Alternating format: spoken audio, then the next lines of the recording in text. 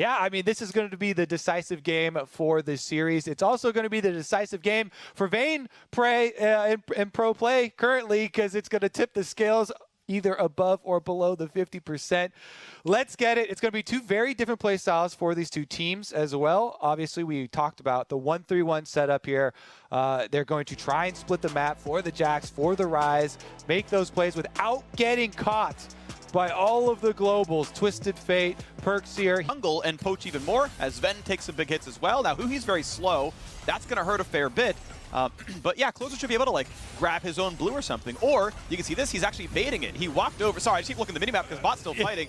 Sven is ignited. Sven is running away. He's going to just barely die. I should have been watching the whole time. FBI plays it perfectly. Vulcan's in danger. He will stay alive. A lot was going on that I really care about. But either way, it is 100 Thieves playing better in the bot 2-on-2. All right, Ward. The Ward is going to see him. Still has to fly. To jump away. He will get away from this gank. The part that was so cool about Closer was he showed going to left jungle. He went into mid lane, said, I'm gonna take my blue, it's too late.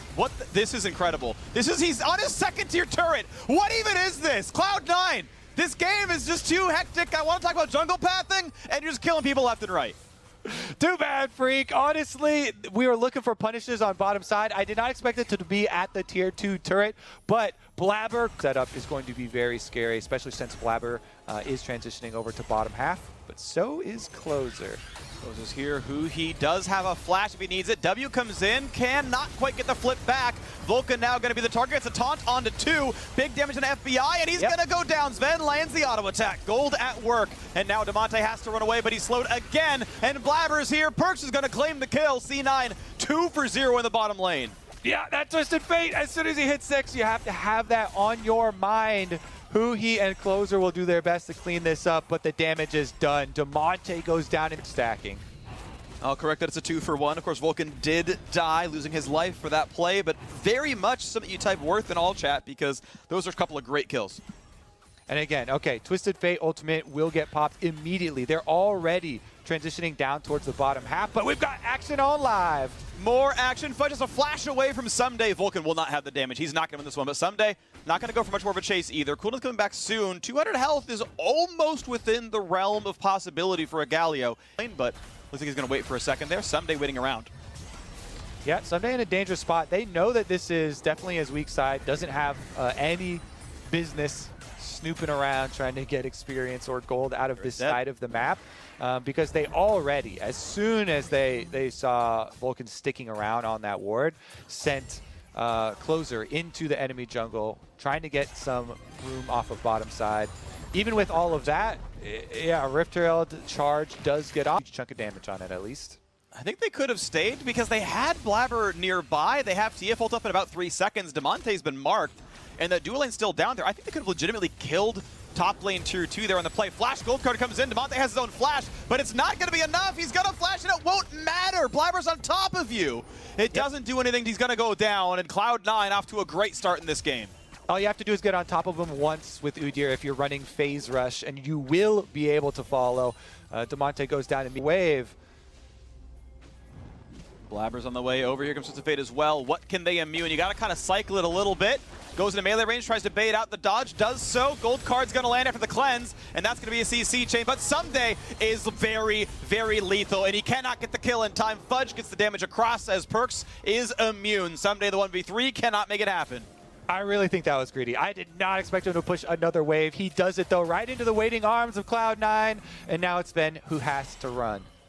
Closer doesn't go for the ulti over the wall, doesn't go for the play on his Ven, but he will try. Nah, that flash is not going to be enough. He even burned the ultimate, it's not going to happen. Vulcan shows up for a knockup. Damonte's here, but is it going to even matter? A lot of damage on Vulcan. He flashes the way Ignite is on, but he will live through the last tick, and there's already a 2 for 0. FBI going to be attacked as well, and Cloud9 are well on their way to the reverse sweep.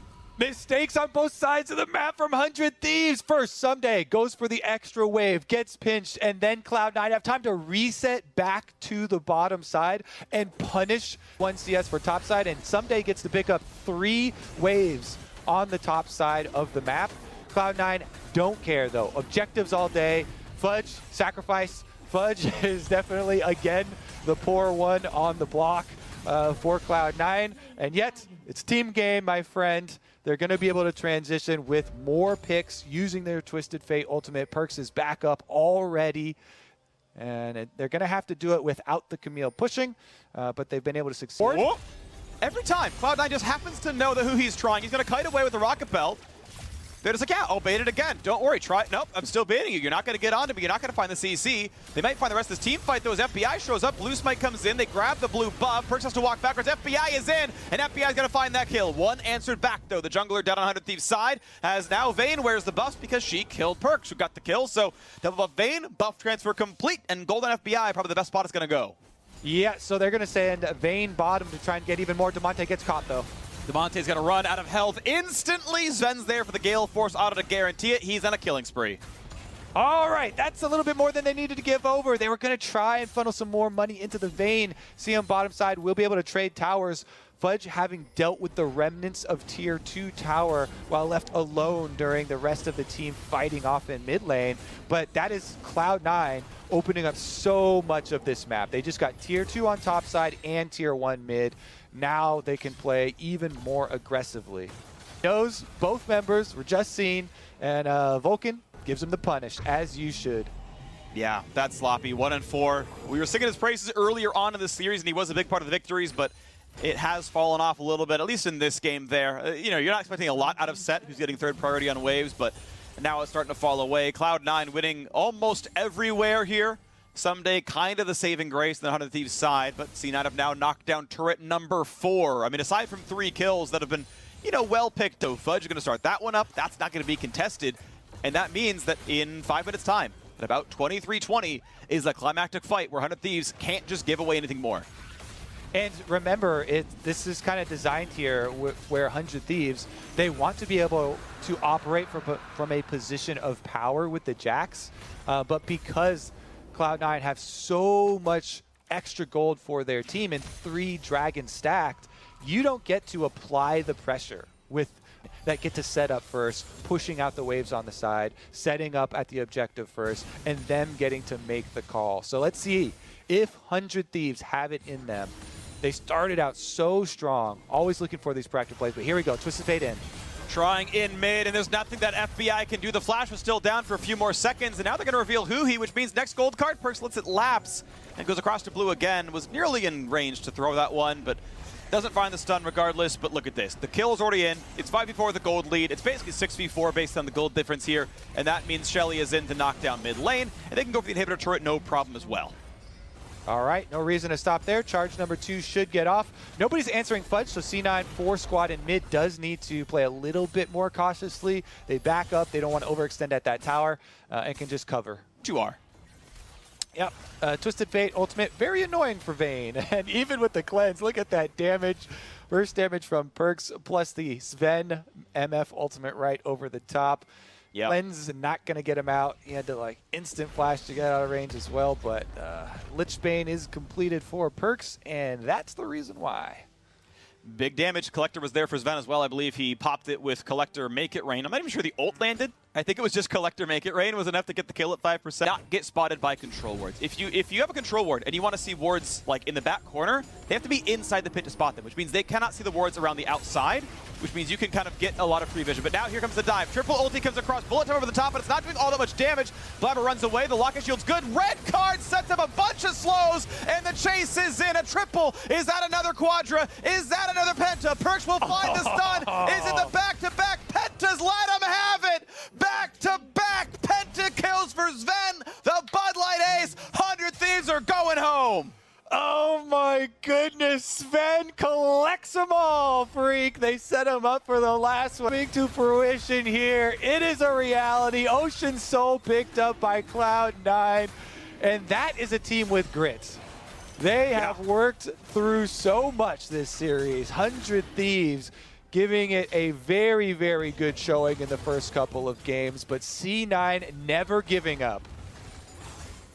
Not at all. They had some really, really tight fights, some really tough situations. I don't hate who he trying. I think he had to go for some. And he deserves it. This man has put in so much work this series for Cloud9. Guess what, Spoil? That's going to be most people's vote for MVP of this series. 100 Thieves still trying.